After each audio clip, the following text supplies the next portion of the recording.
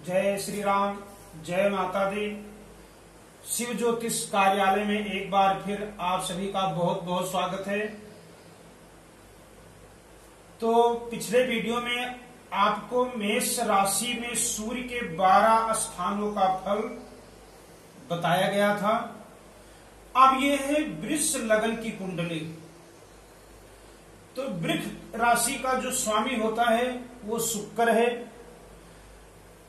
तो वृष लगन के जो कुंडली में सूर्य योग कारक ग्रह नहीं माना जाता है, क्योंकि शुक्र और सूर्य का आपस में शत्रुता है। तो आओ समझते हैं कि इन 12 भावों में सूर्य अगर बैठा हुआ है तो जातक को क्या फल देगा, किस स्थान में बैठा है, लगन में बैठा है तो क्या फल देगा, दूसरे स्थान में अगर कुंडली के बैठा है तो क्या फल देगा। ऐसे आओ 12 स्थानों की चर्चा करते हैं। तो आप अपनी कुंडली खोल लीजिए और देखिए कि अगर आपकी कुंडली वृष लगन की है तो आपका सूर्य कुंडली में कहां बैठा हुआ है। प्रथम स्थान लगन, वृष लगन है आपके सामने। यहां पर अगर सूर्य बैठा है तो ये शत्रु का घर में बैठा हुआ है, क्योंकि सूर्य और शुक्र का आपस में शत्रुता है। तो यहां पर सूर्य अगर बैठा है तो जातक तेजवान होगा, क्योंकि सूर्य बैठा हुआ है। जमीन जायदाद की सुख में कमी करेगा। चौथा घर जो होता है वो आपकी जमीन जायदाद, वाहन का सुख है, माता का सुख है। तो यहां का मालिक सूर्य जाकर के लगन में बैठ गया, शत्रु घर में बैठ गया, तो आपको जमीन जायदाद के सुखों में कमी लाएगा, या जमीन जायदाद के लिए आपको कोर्ट कचहरी का भी चक्कर लगाना पड़ जाए। आपका स्वभाव उग्र होगा। बाल्य अवस्था में ऐसे जातक का सेहत बहुत अच्छा नहीं रहता है।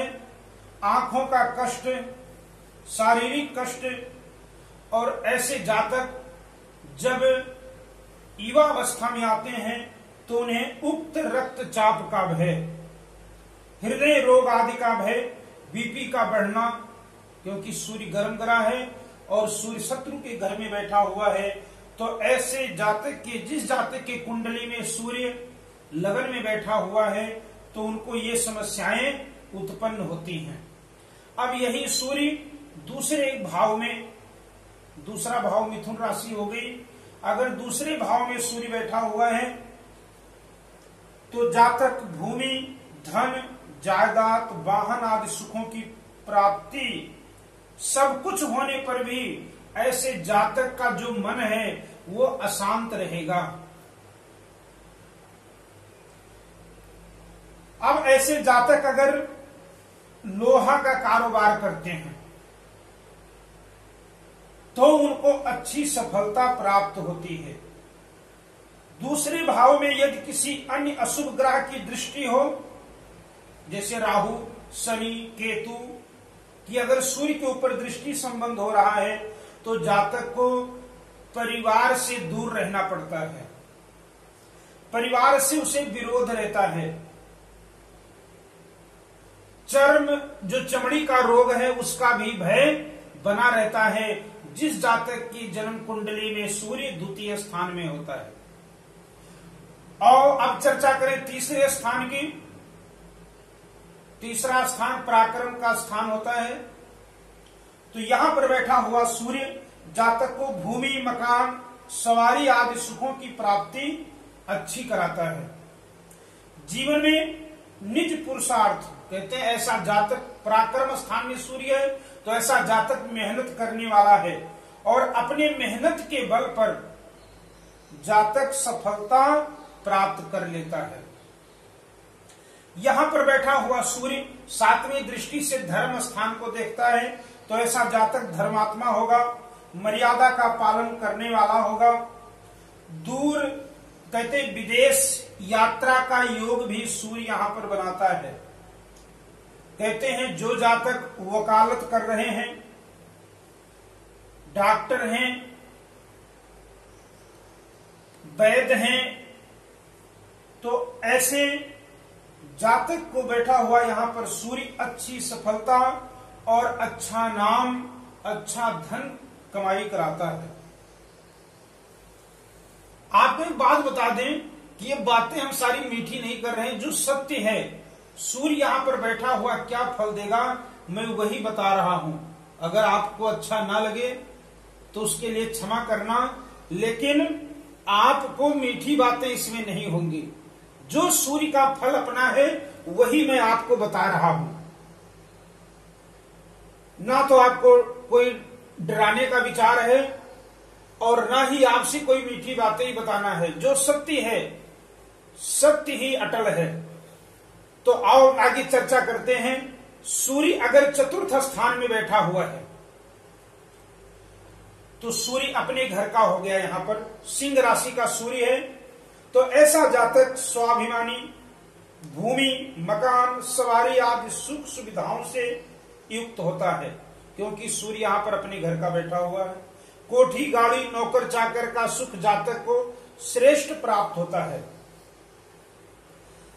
धन संपदा अच्छी प्राप्त होती है, लेकिन साथ में पिता का सेहत, पिता का स्वास्थ्य ढीला रह सकता है। पंचम स्थान में बैठा हुआ सूर्य कन्या राशि में, तो पंचम स्थान जो है ये सूर्य का अपना पक्का घर है। तो यहां पर अगर सूर्य आपके कुंडली में बैठा हुआ है तो ऐसा जातक कुशाग्र बुद्धि, उच्च व्यवसायिक शिक्षा, निज पुरुषार्थ द्वारा भूमि, मकान, वाहन, सवारी आदि सुखों का प्राप्त करता है जातक। लेकिन थोड़ा सा क्रोधी स्वभाव हो जाता है।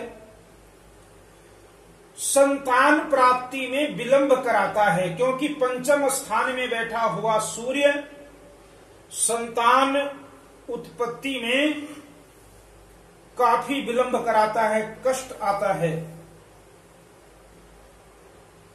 तो आप सूर्य का पूजन करें तो सूर्य का आपको श्रेष्ठ फल यहां से प्राप्त होगा। अब खष्टम स्थान तुला राशि में बैठा हुआ सूर्य आपको क्या फल देगा, तो आपको पता है तुला राशि में सूर्य नीच का हो जाता है और वो भी छठवें घर है। तो यहां पर बैठा हुआ सूर्य, जिस जातक की जन्म कुंडली में सूर्य यहां बैठा हुआ है, तो उसका जो सबसे पहले तो जो शारीरिक कष्ट है वो कोई ना कोई समस्या उसके शरीर में लगा रहेगा। मन की अशांति, क्योंकि यहां पर बैठा हुआ सूर्य सातवीं दृष्टि यहां पर जा रही है, तो आपका जो मन है वो अशांत रहेगा। परंतु भूमि, भवन, वाहन, माता के सुख की प्राप्ति अच्छी हो जाएगी। अब सप्तम स्थान से दूसरे स्थान पर है 12वें स्थान, तो यहां पर आपकी जो पत्नी होगी वो सुंदर, सुशील, प्रभावशाली, व्यवहार कुशल, अतिथि सत्कार करने वाली और बहुत ही गुणवान आपको पत्नी प्राप्त होगी। अगर किसी लड़की के कुंडली में सूर्य यहां बैठा है तो उसको पति भी बहुत ही श्रेष्ठ और बहुत ही सद्गुणी प्राप्त होगा। अष्टम, उसके बाद में आइए सप्तम स्थान का विचार करें, तो सप्तम स्थान से भी यही फल प्राप्त होगा, क्योंकि वृश्चिक राशि मित्र राशि है सूर्य की। तो यहां पर बैठा हुआ जो सूर्य है वो आपको ज्ञानवान, बुद्धिमान और धार्मिक पत्नी या पति का प्राप्ति कराता है। अष्टम स्थान में बैठा हुआ सूर्य भूमि, धन, मकान, माता एवं सवारी आदि सुखों की अड़चनों के बाद प्राप्ति कराता है। यहां पर बैठा हुआ सूर्य मां का सेहत, मां का स्वास्थ्य कुछ ढीला रखता है। पैतृक जो संपत्ति है आपकी, उससे आप दूर रह सकते हैं। हो सकता है आप विदेश यात्रा का योग अच्छा बन जाए, आप विदेश में जाकर के वहां पर अच्छी सफलता प्राप्त कर सकते हैं। इसलिए पैतृक संपत्ति से आप दूर रहेंगे। लेकिन एक चीज का ध्यान रखना, अष्टम स्थान में बैठा हुआ जो सूर्य है वो हृदय रोग को सूचित करता है, संकेत करता है कि जिस जातक की कुंडली में सूर्य अष्टम स्थान में बैठा हुआ है तो उस जातक को हृदय रोग होने की संभावना प्रबल हो जाती है। नवम स्थान मकर राशि में बैठा हुआ सूर्य जातक को भूमि, मकान, माता एवं सवारी आदि के संबंध में असंतोष रखता है, क्योंकि मकर राशि शनि की राशि है और यहां पर अगर सूर्य बैठा है तो अपना श्रेष्ठ फल नहीं देगा। भाई बहनों का सुख होने पर भी माता पिता के साथ विचार वैमनस्य रहता है, क्योंकि ये शनि का घर है, शनि की राशि में सूर्य बैठा है तो माता पिता के साथ वैमनस्य हो सकता है। जीवन को पहले जो आयु है उसमें संघर्ष करना पड़ेगा, लेकिन जब आधी आयु आप व्यतीत कर लेंगे तो आगे आपको जीवन में अच्छी सफलता और अच्छी तरक्की नवम स्थान का सूर्य आपको देगा। आइए दसम स्थान कुंभ राशि में बैठा हुआ सूर्य, वैसे तो ये दसम स्थान सूर्य का अपना पक्का घर है, लेकिन कुंभ राशि में अगर सूर्य बैठा है तो जातक अपने व्यवसाय तथा सर्विस में उसे संघर्ष करना पड़ता है। नौकरी अगर मिल गई है तो उसमें भी अपने बॉस के द्वारा या जो आपके साथ काम करने वाले हैं उनके द्वारा आप सताए जाते हैं। तो यहां पर आपको सूर्य को बलवान करना पड़ेगा, जिससे आपको अच्छी सफलता और अच्छी तरक्की मिलती रहे। लेकिन यहां पर बैठा हुआ सूर्य सप्तम दृष्टि से अपने घर को अगर देखेगा तो जातक के पास भूमि, धन, संपत्ति, माता का श्रेष्ठ सुख उसे प्राप्त होगा, लेकिन पिता के साथ विचार वैमनस्य हो सकता है।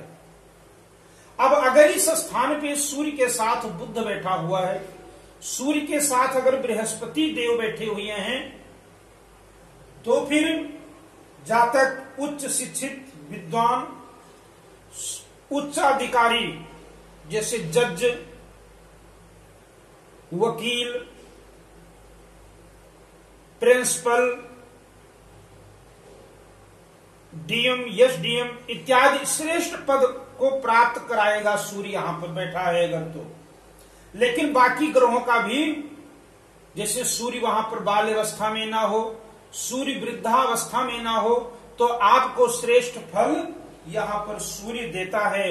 और ऐसा सूर्य विदेश से भी आपको लाभ दिलाता है।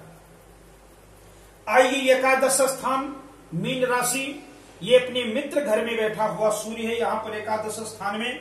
तो ऐसा जातक उच्च विद्या प्राप्ति करने वाला, भूमि, संतान आदि सुखों से युक्त, धनवान, उच्च प्रतिष्ठित अधिकारी, उच्च पदासीन अथवा उच्च व्यवसायिक होता है। आय के साधन एक से अधिक होते हैं, परंतु अपव्यय अर्थात फिजूल खर्ची बहुत रहती है। नाजायज का खर्च भी यहाँ पर बैठा हुआ सूर्य कराता है। क्यों कराता है? क्योंकि आगे राशि उच्च की राशि उच्चाभिलाषी सूर्य हो जाता है यहाँ पर, तो इस कारण से जातक खर्च भी कराता है। अब द्वादश स्थान में 12वें स्थान में सूर्य बैठा है मेष राशि में अपने मित्र के घर में, तो ऐसा जातक देश विदेश की यात्राएं उसे जरूर कराएगा। अगर किसी अशुभ ग्रह की दृष्टि नहीं है, शनि, राहु, केतु इत्यादि ग्रह की अगर दृष्टि नहीं है, तो ऐसा जातक विदेश में जाकर के और अच्छी सफलता प्राप्त करता है। अगर कहा जाए कि विदेश में ही ऐसे जातक की भाग्य की उन्नति होती है, भाग्य की तरक्की होती है, तो उसमें कोई शक नहीं है। तो आय के साथ साथ ऐसा जातक खर्च भी करता है, लेकिन पारिवारिक सुख में कुछ कमी रह जाती है, क्योंकि 7वीं जो दृष्टि है वो तुला राशि पे पहुंच जाती है। तो अगर आप सूर्य का पूजन करते हैं तो ये रहा वृक्ष लगन में सूर्य ग्रह का फल। इस फल को समझते हुए और भी ग्रहों का विचार किया जाता है, जैसे सूर्य बाल अवस्था में ना हो, सूर्य वृद्धावस्था में ना हो, सूर्य किसी क्रूर ग्रह से अगर पीड़ित ना हो, तो सूर्य जो हमने आपको फलादेश बताए हैं इससे श्रेष्ठ भी फल दे सकता है और इससे कमजोर भी फल आपको मिलेगा। तो ये रहा वृक्ष लगन में सूर्य ग्रह का फल। तो कल आपको बताएंगे कि मिथुन लग्न में जातक को सूर्य कैसा फल देता है, ये आपको अगले वीडियो में बताएंगे। तो ऐसे ही हमारा चैनल देखने के लिए जिन्होंने अभी तक हमारा चैनल सब्सक्राइब ना किया हो, हमारे चैनल को सब्सक्राइब कीजिए, लाइक कीजिए। जय श्री राम, जय